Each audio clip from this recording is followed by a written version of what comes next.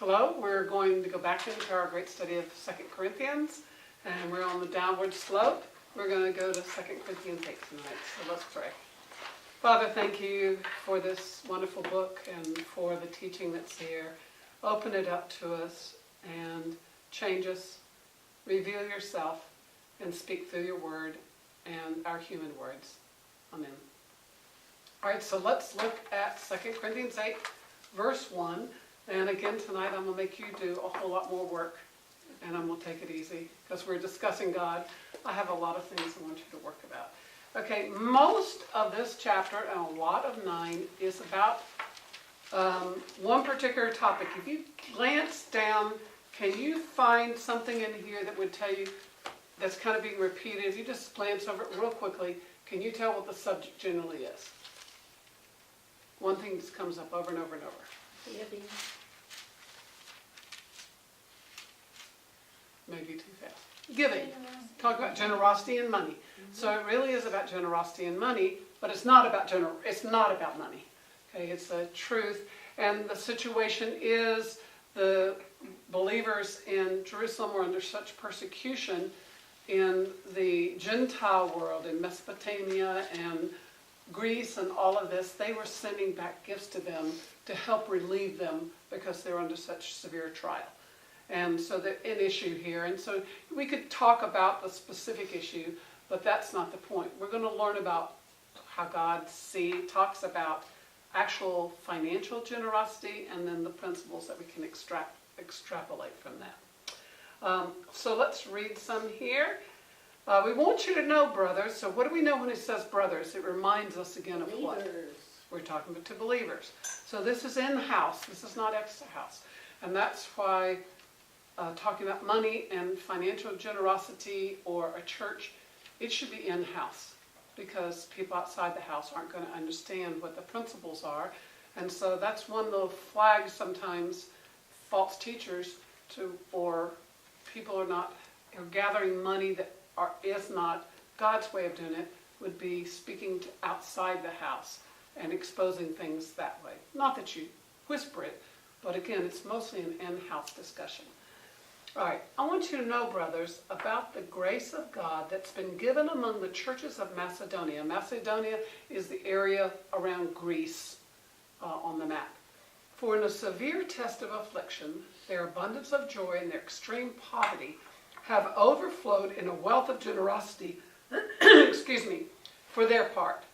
For they gave according to their means, as I can testify, and beyond their means, of their own accord, begging us earnestly for the favor of taking part in the relief of the saints. This is the Jerusalem saints. And this, not as we expected, but they gave themselves first to the Lord, and then by the will of God to us. Accordingly, we urge Titus, that as he had started, so he should complete among you this act of grace. But as you excel in everything, in faith and speech and knowledge and all earnestness, and in our love for you, see that you excel in this act of grace also. I say this not as a command, but to prove the earnestness of others, that your love is also as genuine. For you know the grace of our Lord Jesus Christ, that though he was rich, yet for your sake he became poor, so that you by his poverty might become rich. So we're going to take this section and we're going to chop it up and see what we can find. And so what I want you to do is to take these 9 verses and find everything you can find out about giving, money, generosity. Like I just already told you, since it's brothers, we're talking to believers. And then later on he said saints. So we know saints isn't, several liturgical churches in the Catholic Church, you have to be voted in and chosen to be a saint. Saints just means Jesus has paid our sin debt. So it's for believers. So what I want you to do at home, I want you just to pause it, and you can spend all the time you want to. Try to make a list of what you can find out. Just information about it, principles, that if you see that this became this, or just any principles, causes, and effects, anything about God, anything about money, what the situation is, how it changes us, what could you learn about this? For example, if this were a class and your teacher said, I want you to take notes and find out everything you can for the test, what would we find out of this? What's the information? So we're going to pause. If you're with someone, you all discuss it and list it, and then we're going to do the same thing here. Hope you got a lot out of that. Let's find out anything that just jumped out at you that you found that you didn't expect to find there. Anything in particular? In their extreme poverty, they gave beyond their means. And what jumped out at you about that? Well, just that. I mean, they're already in poverty, so what did they even have to give? You know, like. And it was their extreme poverty. Yeah. So that was what the word we used was sacrificial. Like they had to give up something that they needed to be able to do that. Wow. I love the Humbling, isn't it? The wording says in their extreme poverty have overflowed, and poverty is empty, and so how can something overflow out of nothing? What are the benefits? What kind of things overflowed? The wealth of generosity. Yep. But And it says what did they have in their extreme poverty? for the grace of God. Go back words before. What do we see? Abundance Whoop. of joy. Abundance of joy. Abundance of joy. Okay, so what can we conclude that the source of their abundance of joy with their extreme poverty? What can we learn about that? About joy? What it does have nothing to do with? Their circumstances. Okay, and we have a weather gauge on our joy meter, which is really our happy meter. I mean, anybody in here not ruled by circumstances? And this is going the way I want to, or I don't. And so my joy meter is related to that. So I think maybe there might be a conclusion we come to: the joy of the Lord's our strength and not our circumstances. I mean, what an amazing testimony. Very good. What else? Anything else? What's something else you found? Down in verse 7, it starts talking about, well, after it's talking about the example that the Macedonians have set for giving this way, he's encouraging them to do this not just monetarily, but in faith and knowledge, in their love, in their speech, but to be abundantly generous in all areas, not just Very good. financially. Very good. And also remember the 1 Corinthians. In Corinthians 12 and 14, what is the big thing they talk about and talk about and talk about? Do you know? What was controversial? Their spiritual gifts. All their spiritual gifts. And in 1 Corinthians, did he say, okay, you just have a little, but use it well? No, they excelled. They, of all the churches, were the one that just exploded with supernatural gifts, with the giftings. It was just poured down, this kind of abundance, dumping on them. And he's saying, okay, you know how you have all that? Okay. Also, I've got something you need to add to that. Because they kind of struggle with pride and all of that stuff we talked about in 1 Corinthians.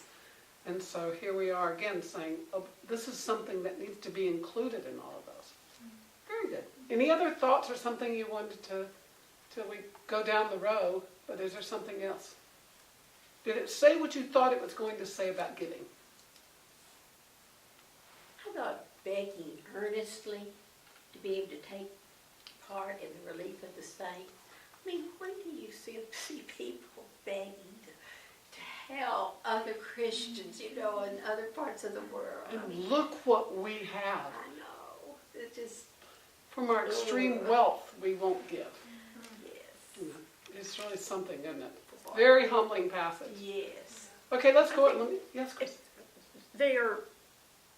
What this does for me is remind me that when you give something, you are giving grace. And it is more than just, you're sharing the unmerited favor of God with another person. That's wonderful. When you are kind to them in faith and in all those other things. And we think, I just gave to the, just because somebody's, house blew away in the tornado. No, you're demonstrating physically the attribute of grace. Well, and I would say for me, looking at this, that is the word that's repeated more than anything else, is the word grace. Over and over and over. At least 4 times, except for and is, but if words that have weight to them, grace is repeated 4 times in these 9 verses. And if I were going to have projected, I wouldn't have thrown the word grace in with the concept and the ideas of generosity and money. Yeah, by grace I have everything, but that's not what he's saying. Also, let's look at, when we hit the word grace, I want you to think, is this the grace of God's unmerited favor? Is it more that definition, or is this the definition of the power to do his will in this case? So that's always, when you see grace, always see which way it is, because we spent a lot of time last time, so go back and see that video if you missed it, talking about the 2 definitions of grace. All right, let's look at this together, and let me ask you some questions, and let's see what we can do. We want you to know, brothers, about the grace of God that's been given among the churches of Macedonia. Okay, does that grace, what's the meaning of that word grace? The unmerited favor. Favor? Or could it be the power that they had, God's power to fulfill his will and to act like Jesus Christ? I kind of see it, because it could be, of course, it is unmerited favor that they gave. The recipients got the unmerited favor, but I kind of think that the power of God that's been given among them, because look what happened. Instead of drowning in their severe and their poor and all this, instead they responded with overflowing joy, overflowing generosity, and to me that's power. And it was a gift, of course, always there, but I saw that particularly because the response is so supernatural that they had to have the power to do it. And so, who gets the glory when it's done by the grace of God? God. So he says that later on. We want you to know, brothers, about the grace of the God that's been given among the churches of Macedonia. For in their severe test of affliction, abundance of joy, and extreme poverty, they overflowed in a wealth of generosity on their part. We've already kind of discussed it. Anything you want to say there? I saw that during a severe testing by affliction, they were already very impoverished, and they were enduring a severe testing of affliction. So you're throwing poor on top of, severe testing of affliction. So, and the result is that they were throwing a party, like a grace party, and how can we help? Let's have joy. Like, that is not how I feel. I feel like I would not have the joy of the Lord inside of my heart at that moment. So this is teaching me a lot right now about, wow. An incredible testimony. Yeah. Here. Yeah, they are embracing their testing right there. Big time. And it's so interesting because all of those things added together, extreme poverty, and that all of them added up together to be that they gave generously. All of those things, it wasn't just, well, this added to this, but it welled up. It was over, kind of exponents. I've been teaching algebra lately. And so talking about exponents and how exponents take something exponentially higher. And it's just each of them took the next thing to an extremely high level. And then there's overflowing generosity. Okay? Be challenged. What's it going to take for me in my life to live like this? I would have you think about that for your life. Go before the Lord and say, Lord, I don't act like this. Where am I stingy? Why am I not acting like this? Because if it's done by the grace of God, it's available to us. In fact, we're going to get to a verse about that in some study ahead. I have the capacity, because of God's grace, to live like this. What are we doing that's keeping us from not living like this? Okay? A lot of questions I want you to take care of private with the Lord and talk to Him and ask Him to show you. It's challenging. So my question to you is, if verse 2 is written about the Macedonians, no, the Jerusalemites, if he were writing a line for you, and he said, out of her severe test of affliction and extreme poverty and all of that, what overflows? So that's my question. Joy. So in your private time, write about this. What is it in your life? And if it's not lining up with something like this, use that. Just find words that describe, out of my severe affliction and out of my extreme poverty, result pity parties, resentment, covetousness, jealousy, resentful attitudes, except for where God's grace abounds. So those are me. I'm not saying the truth. That's me. Because he needs to do a work in me like this. I love it. Any thoughts? All right. For they gave according to their means, as I can testify, and beyond their means. What does that mean? According to their means what? This is reasonable. Okay, so I make this much, I can give that much. That's reasonable. I would say the people probably in American churches who really would pat themselves on the back saying, I really do give generously, would be giving according to their means. Of course, the percentage is 2%, I think. Of evangelical churches, the average is that the believing members of the evangelical church in America, believers, give 2%. So they're not giving according to their means. And as I can testify, beyond their means. What would beyond their means mean? They're sacrificing. Very much a sacrifice again, just emphasizing it. So I would encourage you to be challenged by this in your own life, and you're giving to the work of the Lord. Are you meeting, the lowest standard would be giving according to your means, whatever that is, and then are you asking God to help you give beyond your means? And for everybody, that's a different thing. Lots of different circumstances. Just encouraging you. Let's see. Begging us earnestly for the favor, taking part of the relief of the saints. Okay, so they became proactive. They didn't just wait till someone came and said, hey, we have this need. They're already going, please, wait, no, stop, come back here. We want to give you some more and more and more. Probably the amount of the finances was very small. Mm-hmm. So it has nothing to do with how much it is. And this, not as we expected, but they gave themselves first to the Lord, then by the will of God to us. So my question is, what is I'll go to algebra again. One of the big rules in algebra is PEMDA. Okay, it's the order of operations. That you do parentheses, and then exponents, then multiplication, division. So there's an order you do the operation. Okay, in what they did in their giving, what came first with the result of giving beyond their means? God. Giving themselves to God. They gave themselves to the Lord. Okay, so how much did they do it? It must have been a lot. But they considered all we have and all we are. Okay?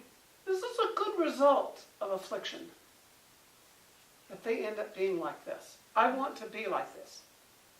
I don't want the affliction, but I want this. All they had was the Lord. So they go, why would we hold back on giving money? We got God. I mean, this is exciting. What? I can hardly wait to meet these people in heaven. Wow. Tell me about it. Any thoughts? Okay, so my suggestion would be, in any area we're struggling, whether it's money or not, are you giving yourself first completely to the Lord as much as you have the capacity, and then operating, whether it's marriage or not marriage or children or finances or circumstances or school or parents or friends or loneliness or addictions or whatever it is? Am I giving myself first to the Lord and then dealing with everything else? So is this this giving of yourself to the Lord, is this talking about a motive of surrender? I would think It's so. not necessarily giving financially to the church and then to the mission. It is possible, So we were but kind I of didn't read confused that. I trying see. to- Oh, no, they gave themselves first to the Lord. Okay. So it isn't financial, because this is all there wasn't another, like, feed the children or something. Right, that's what I thought. Or First Church of Jerusalem. I mean, there weren't any buildings. Okay, so they gave themselves first. So in your Bible, put Christy. I give first Christy completely to you, now let me figure everything else out. And that's the source of joy, is they said, I gave myself, there's nothing left over, why wouldn't I be joyful? Now let's deal with a little bit of money. Please, please, take more. Don't stop. No, come back. It's an amazing group of people, isn't it? Aren't they?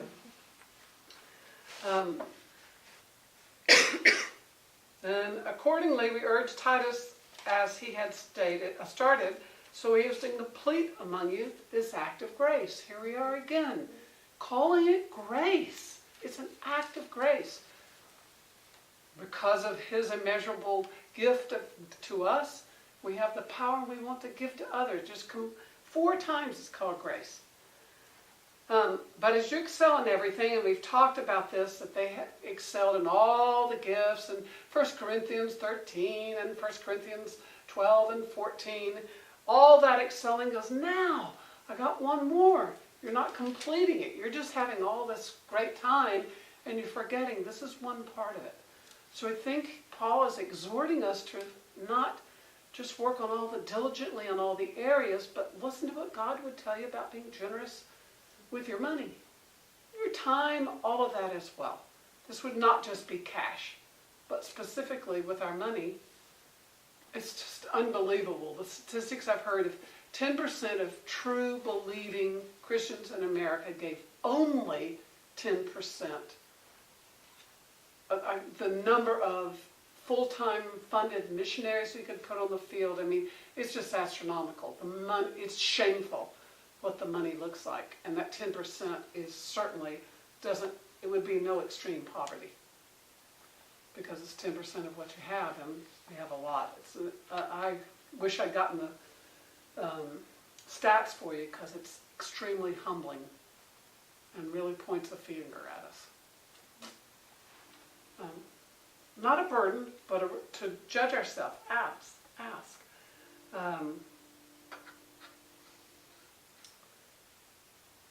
Okay, then say this not as a command, but to prove the earnestness of others that your love is also genuine. So what does it say? This kind of generosity proves what? Look at this. That's genuine instead of the fake thing. So the opposite would probably be true also. Remember, this is the Corinthian church that had 1 Corinthians 13 written to them. And all of this. Again, it isn't that it's the money, but the money is the picture of our hearts. And it's saying generosity like this reflects genuine love. And now he gives an example. Who's the one he gives an example? Jesus. He is Jesus. Okay, how much did Jesus give? Everything. Okay. If you want to go, there's Philippians 2 where it talks about he did not consider equality with God something to be grasped, but made himself nothing, and all of that. That's in Philippians 2, starts at 4, I think.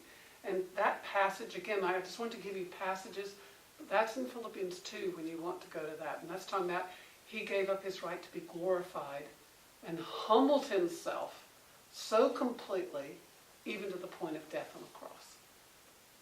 So this, talking about here, what verse have we had recently? It talks about that Jesus was rich, but his sake he gave that up to us and took on our poverty. Do you remember where that's found? Like, he gave me this and I took his this. It's in 2 Corinthians 5, verse 21. He who knew no what? Became sin for us, that we might become the righteousness of God. This is what this is talking about. He impoverished himself, Philippians 2, and gave it all. And then at the cross, he gave his righteousness and took on our poverty of sin. So it's saying that's your example, and these people are living out his example. You know, I think it's also interesting that we don't know exactly what their affliction is. No. And obviously, God chooses his words very carefully, so he didn't tell us. But you know the history of the area, more than likely they were being abused by someone. Some warring faction came through somewhere or something, you know, and took their crops. Starvation has always been a tool of war. We tend to put labels on our problems. Maybe if we would quit saying it's my in-laws or my children or my husband or my boss or and say I am being afflicted, and where is grace in this, rather than being so quick to find a label to put fault on. I would be less likely to wallow in my self-pity and instead be abundant in joy and say, yeah, I hate this situation. This is not where I want to be, but this is where I am. So what I like am about gonna do this with that? is you're part of that, I think what you're saying is taking the spotlight off of the issue and the circumstances and saying, I'm struggling, now let me look for the answer. Yeah. But this is hard, whatever it is. You know, I have too much of this, too little, whatever it is. And so instead of wallowing in focus on, well, let me see, actually, my mother-in-law didn't treat me the way I should have. Well, nobody does. Or my friend, whatever it is, you're right, to move on and get the spotlight off of that and on to the answer. Does the answer take away our circumstances? No. Did their circumstance improve at all? No, they were worse, actually, from a human standpoint. Why? Because they gave. Because now they don't even have what little they had. I mean, they may have had a little bit of grain, and they sold the grain and gave the money so they could help all the Macedonians and so forth. They were so excited to do it. And now, what are we going to eat? So actually, humanly speaking, their circumstances got worse. Eternally speaking, they skyrocketed. But I never even thought about that before. Any other thoughts? I have some notes. Okay. Okay, I want to come back to 10. I want to jump down to 14, and then we'll come back to that inner passage there. Your abundance at the present time should supply their need, so that their abundance may supply your need, that there may be fairness. Who gathered much had nothing left over, and who gathered little had no lack. Okay, do you know where what they're talking about? And that quote, do you know what place they're talking about, or the circumstances? Where it says, he who gathered much had nothing left over, and he who gathered little had no lack. Well, it's in the Exodus. Yes, in Exodus with the manna. Remember, they only gathered what they needed. And so people who could just gathered a little bit had all they needed for the day. Okay, so we didn't have, and then somebody that might have accidentally gotten 3 pounds of it or whatever, at the end of the day there was nothing left. Except for the Sabbath, and then he said, okay, get enough for it to go over the Sabbath. So he's using the manna provision as an example. That as a principle that God did it, because he met their need exactly with all the abundance of what they needed, never any more, never any less, what really worked for them. And then he's saying, okay, that wasn't there in real physical provision. And now he's applying it here in the New Testament. What is he saying the way it works in the New Testament? Your abundance at the present time should supply their need, and their abundance may supply yours. What's that saying? What group of people are we talking about? Believers. The church. The church, okay?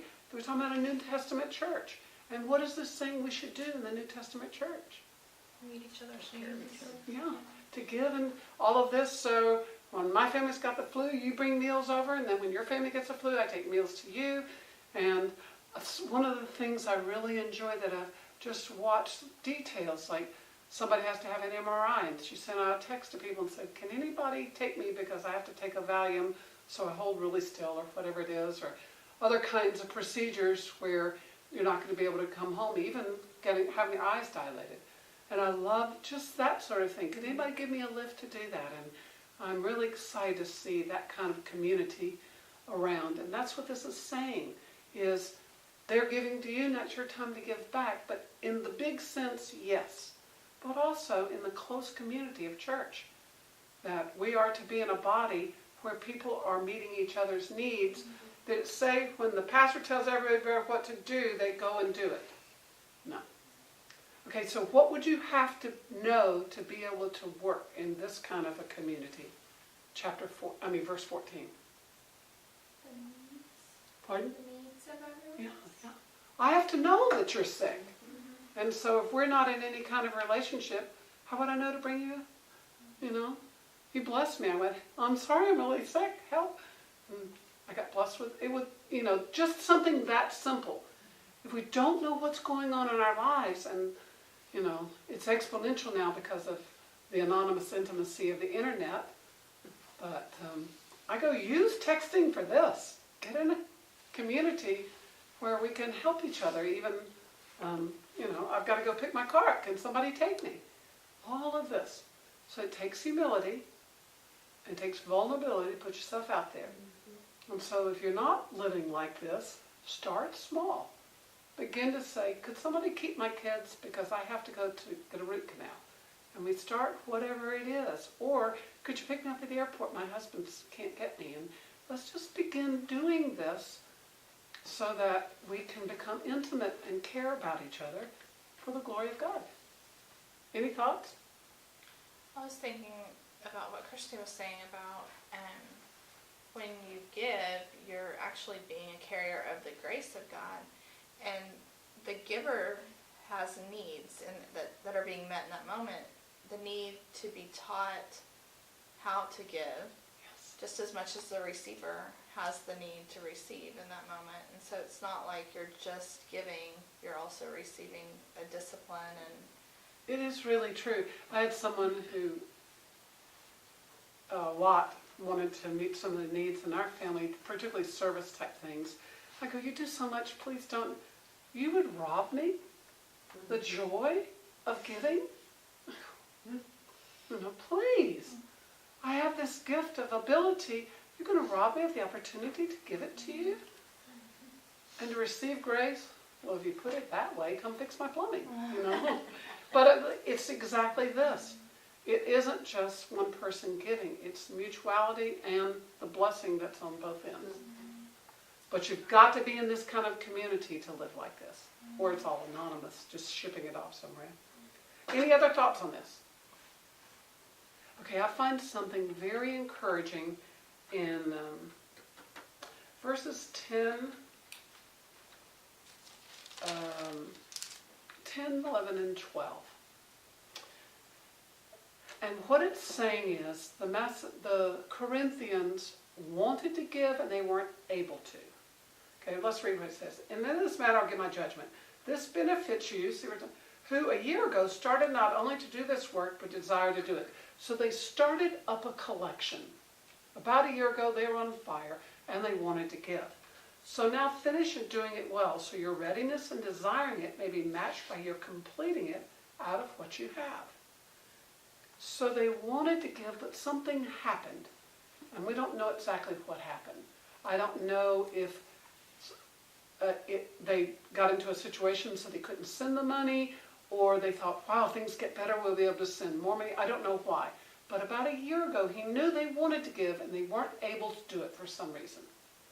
So now he says, okay, now it's time to go back and finish it, because now you have the capacity to finish what you really wanted to do. So your readiness and desiring is now going to be matched by you actually do. out of what you have. For the readiness is there. It's acceptable according to what a person has, not according to what he doesn't have.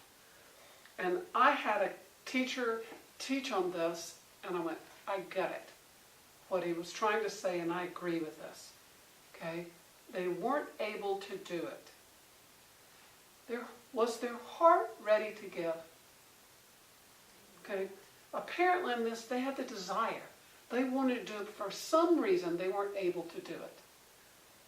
And there are a lot of times in my life, I want to do something, I'm ready, and it just doesn't work out. And this verse is saying, oh, by the way, it's your heart that really matters. You may get around to giving and doing it, or missions, or some ministry that you want to do and it's been blocked, or you want to write a book and get it in people's hands and you haven't been able to do it, or something that's in your heart and you truly desire it and there's just been a block and you haven't been able to do it. I've known women who thought they were in a situation in their life and they were going to have more free time to invest in ministry, and something happened, maybe being blessed with another child, and they went, okay, this is going to crank my calendar back, because now she has to spend her time raising a child that God blessed her with that she didn't know she was going to have. Okay, he's saying, don't worry about the fact you aren't doing that. You're not missing something. Now, when the time has come, and I'm still calling you, then you can do it. But I've given you something else in the interim. Or I have a friend, and she's just had some tragic circumstances and issues in her family situation, and she wasn't able to complete something that, again, a ministry, a giving that she thought she was going to be able to. Okay, her heart is there, but by circumstances she's been blocked. So then he's saying, look, there may be a time you're going to be able to complete this. I care about your heart to want to give. So if you aren't able to do something and you feel like circumstances have blocked you, the Lord cares about your heart. He doesn't need your money. He doesn't need your time. He doesn't need your gifts. He doesn't need your talents. He doesn't need any of it. You just remember, what did they give themselves first to? They gave themselves to the Lord. And that's what this is saying. And remember, it's not what you don't have. If you don't have the time or you don't have it, wow, I wish I could do that. Other people are, and I just can't for whatever reason. It's okay. It's your heart. And give yourself first to the Lord. And if it comes to fruition, because He's the one that gives, He's the one that makes the harvest. So I don't have to worry. Even if I gave $100 million, it's the Lord is the one that makes the harvest. I don't have $100 million, but that's not the point. If I've given myself to Him and I'm seeking all of this, that's what matters, not what we actually do. What we actually do is important, but He's telling them, don't worry about when you couldn't do it. Now you have the chance, go ahead, because God cares about your heart. But now it's time to really do it. Does that make sense? Mm-hmm. I find this quite relieving to a lot of inappropriate guilt. That someone couldn't do what was in their heart because of circumstances. Because God only cares about your heart, not what you accomplish. Any questions or thoughts on that?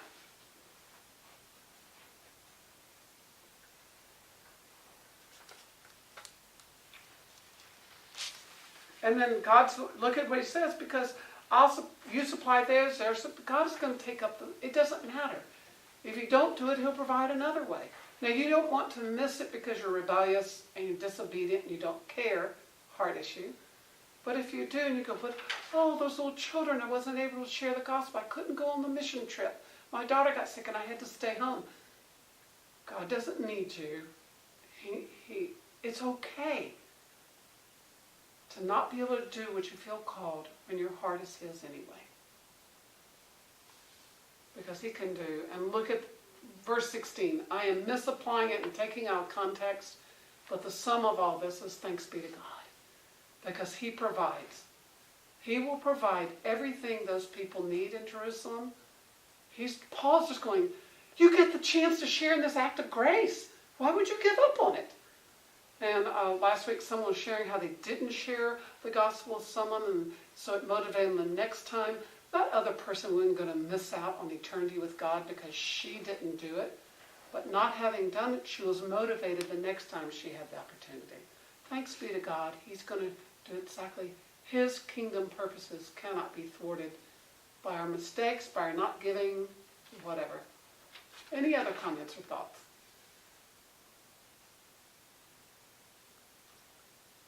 Wow. Okay, if there's no other question or anything from there, we'll move on to chapter 9. Again, this is giver, giver, giver, so it's continuing the same information. Let me read some and then we'll talk about it. Now, it's superfluous for me to write to you about the ministry for the saints, for I know your readiness. See, they're ready. So he's just firing them up to follow through with it. Of which I boast about you to the people of Macedonia, saying that Achaia, their area, has been ready since last year. Maybe he said they were ready, they just hadn't been able to give. Maybe they had it ready and there was no one to take it. And now it's time to be taken. I don't know specifically.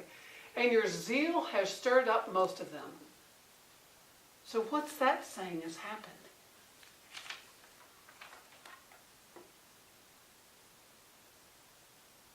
Whose zeal has done what? What's the Corinthians. principle here? Corinthians zeal. The Corinthian zeal. Their excitement. When you're around someone who has this abundant joy and they've given themselves to the Lord and they are so excited, isn't it easy to get excited and get stirred up? You know, a friend of mine that has the gift of evangelism, I mean, I want to get saved again every time I'm with her, but it gets me so excited about the concept of evangelism when I'm with her. Or someone who has the gift of giving, man, you hang out with them a while and I go, man, where can I get some more stuff to give? Or the gift of service. So exhorted by people with the gift of service. Because you go, well, I'm just a little tired today. How about if I bring you dinner? Wow. And so that stirs me up to start watching, going, who can I take dinner? And to start having things in my house that I could make for a fast dinner to take to someone. And so we stir each other up to love and good deeds, as it says in Hebrews. And so they're saying that the Macedonians are now getting really excited about giving because they've heard the testimony of the Corinthians. So you have no idea how God can use you. This, again, we have to know each other's lives, though. If you're not close enough where you're seeing people operate in their gifts and operate in this kind of community, you're missing out on getting stirred up by them. And you might get stirred up by a blog or something you hear about, but I'm just, like they heard it through Paul. So stir one another up to loving good deeds. Because the people are going to be so excited when they see you giving yourself to the Lord first and then doing what he calls you to do. I'm exhorting you to do that. Your witness will impact others. Look at verse 5. So I thought it necessary, we're going to skip some of the parts. So I thought it necessary to urge the brothers to go on ahead of you and arrange in advance for the gift you promised, so that it may be ready as a willing gift, not an exaction. So he's saying again, just preparing so it's not something you have to give, but it's all ready. The plans, again, that giving, he's talking about not giving because you have to, not as a burden, but something that gives you that overabundant joy that the Jerusalem church had. The point is this. So now he focuses down, going, by the way, if you weren't paying attention, now I'm going to tell you what I'm talking about. Whoever sows sparingly will reap sparingly, and whoever sows bountifully will also reap bountifully. What parable of Jesus does this remind you of? Is there a parable about a sower? Okay, remember the sower. Okay, and the different kind of soils.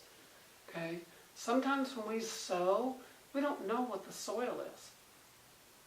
And so if you know, nowadays it's much more, like when we had a big garden, we were very specific. We would dig holes and drop our seeds in the holes, and we could do this, but particularly at this time and in big farming, Tammy, when they are doing their big fields, do they just spread all the seed, or do they drop it in holes, or how do they do it nowadays? Okay, so they make a row. Do they drop it every 6 inches because the machine can do it, or how do they do it? Okay, so they use machinery to be able to be very specific.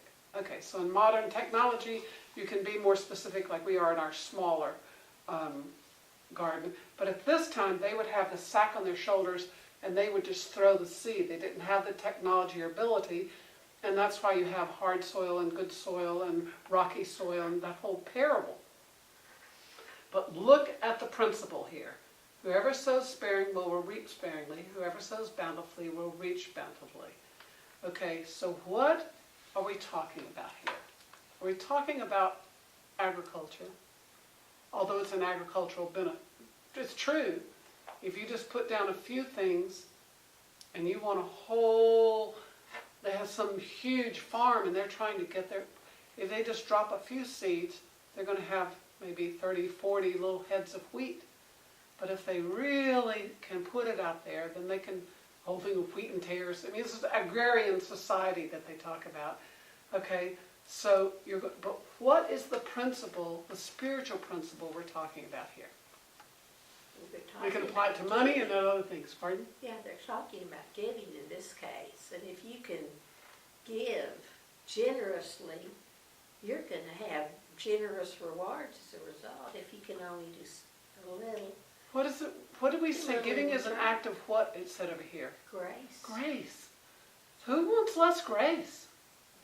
Right? So it's not necessarily, the rewards aren't necessarily like the crown or everybody get your name put up in lights or, wow, even the thank you letter from the recipients.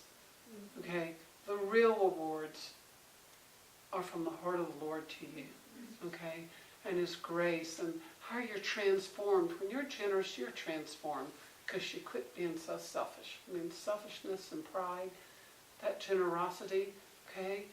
Who knows how much you could be transformed when you give to the Lord first and then you start being a generous person with your time, with your money, with your prayers.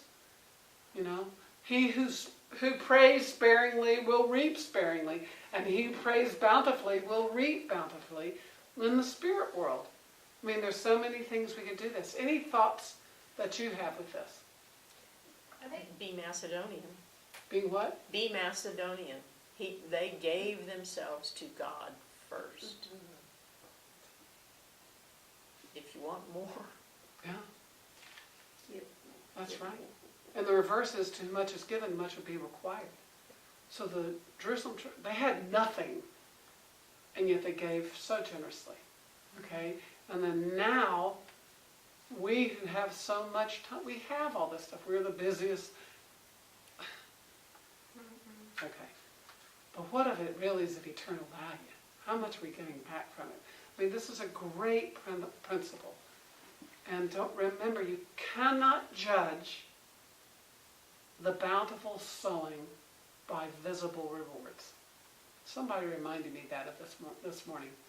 Reminded me in ministry. Remember, you're giving to the Lord. If you're giving to the Lord, He's the one that's going to bless you. It's your relationship with Him. Any other thoughts? So that, he said, the point is this, I'm going to tell you.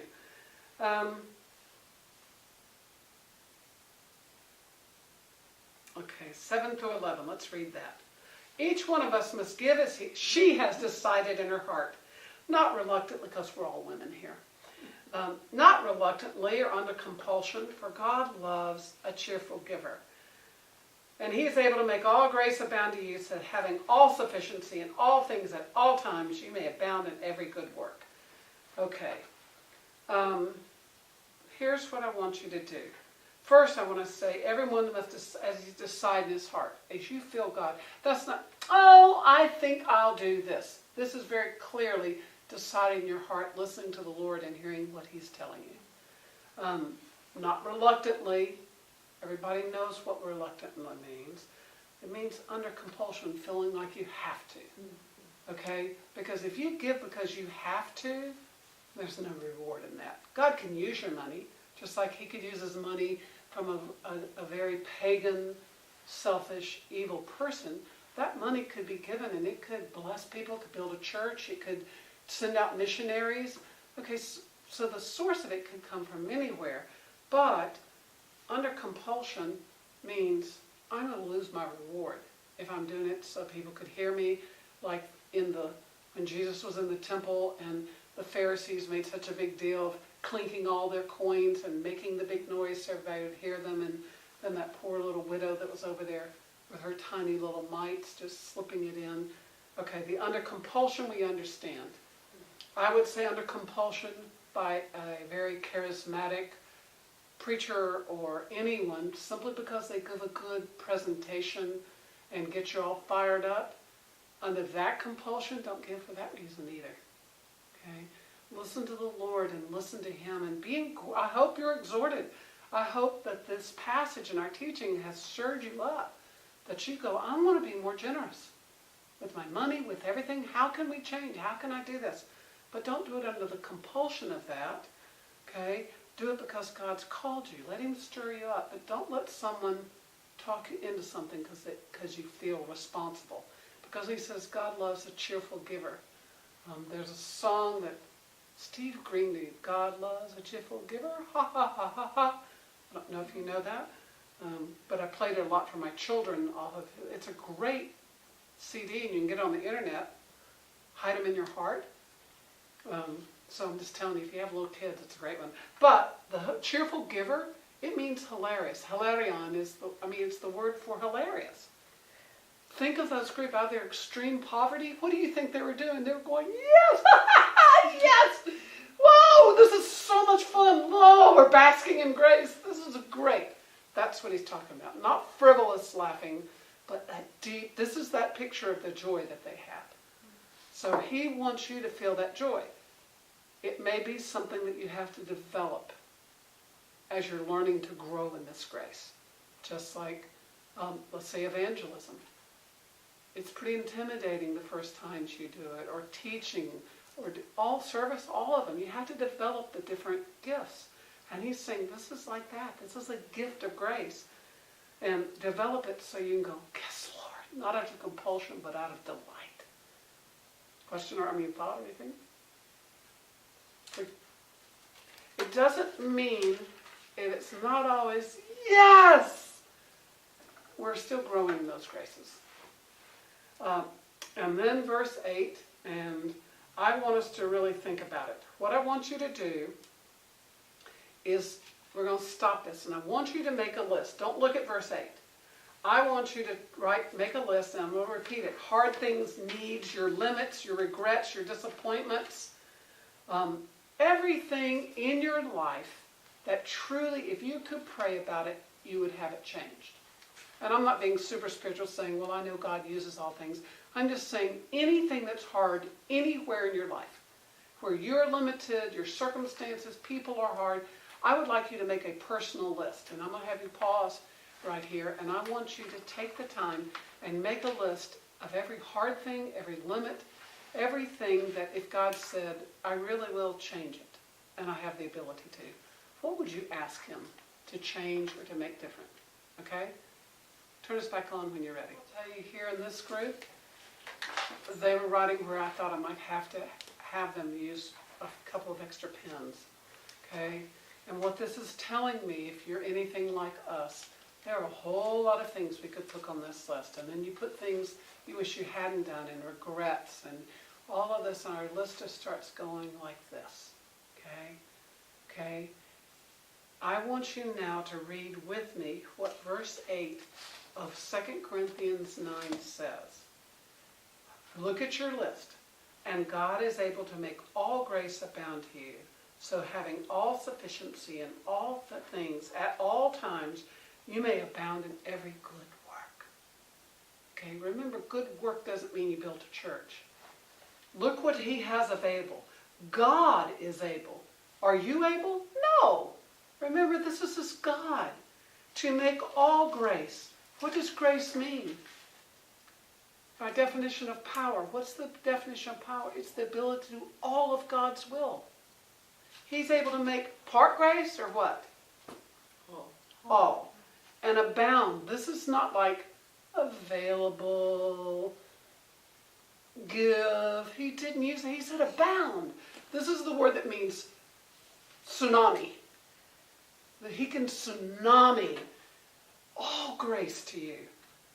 So that having all sufficiency. What does sufficiency mean? Enough. enough. Having what you really need. You've got to have it. Partial sufficiency, he went again and said the word all sufficiency. So if I have all sufficiency, do I have any lack at all? Is there anything I'm missing? Okay, I need to hear from you. Anything? No. No. Are we missing anything? We have all sufficiency. In how many things? Okay, now look at your list. Did you just start it? All of those all things. Okay, so we could take your list, and if we could do a drop down, then drop down like you can when you're messing with stuff on the internet. We could take your list and put it there because it would be included in things, right? Or footnote. Things means blah, blah, blah, blah, blah, blah. Okay, at all times. So this means past, present, future, unknown future, messy current, messy past, your entire life on earth. Would that be included at all times? Yes. Is there a nanosecond in your entire life that would not come under all times? No. Is there a nanosecond in all of your life that's not included? No. No. No. You may abound, again, abound. And let's say in the Lord, because good works start sounding immeasurable. We just mean in the work of Jesus Christ. In all that Jesus Christ is to us. Okay? Abound. Again, it's tsunami. Realistic list, maybe whatever. But there's nothing you're going to be able to find that's not covered by this verse. By the way, if you're memorizing verses, this is a verse you want to memorize. And it's real easy because like half of the sentence is all. And you just have to fill in abound and all you have to do is fill in a few little words in between. Okay, probably your list is sort of depressing. If you're anything at home like the women that are here, I saw not joy on their faces. I saw them because they're looking at the burdens of their life and the possibles and the reals. Right? All of it. Whether it comes to pass, whether it's in your past or in your current or in our unknown future.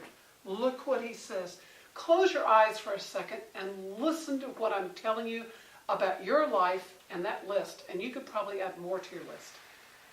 And God, the God we're really talking about, is able, because of who he is and his omnipotent power and sovereign grace, able to make all grace, all of his resurrection power, and his omnipotence as God, abound like a tsunami to you, so that you, having all sufficiency in any area, full sufficiency, not lacking anything, in all things, there's nothing you can list in the existence of man in human history, in your life, at all times, every nanosecond, from before the foundation of the world until you get to go be with him, you may abound in his good works for your life because nothing can thwart his plan and purpose for you.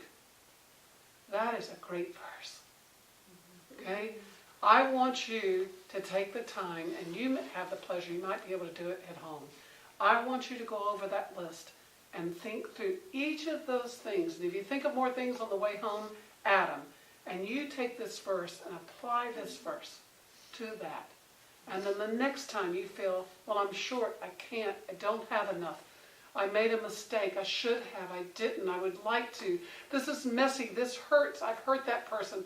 I missed this, or my children aren't, and this didn't turn out, or whatever it is. Apply this verse and the truth of this verse about Almighty God. Because what we're taking is our human little list and comparing it to who God is. And his promise to you, this is one of those promises that you can put in the bank. And this supersedes everything. The reason I said tsunami is because I kind of can't think of anything bigger on earth than what tsunamis can do. And how they wipe everything out. And this wipes everything else on our list. Not saying the pain goes away. Not saying consequences aren't there and all of that. But it just doesn't matter because of Jesus Christ. Because they did it all to him on the cross. And so he's taken your all to the cross, past, present, and future. And then he has grace and sufficiency because of who he is. Oh God, thank you. Thank you for this truth, so that we can dwell and have this overflowing joy in all the pain, real or imagined, past, present, or future, all our deficiencies. Boy, we're going to get to chapter 12, and you're going to talk about our weaknesses again. Thank you so much. And I pray for every single person that's listening, whether present or on the internet, that they would realize the truth applied to their life. And if they don't know you, that they realize this is the only way to get the sufficiency of their heart met, is because of Jesus Christ and what he has done for us. Glory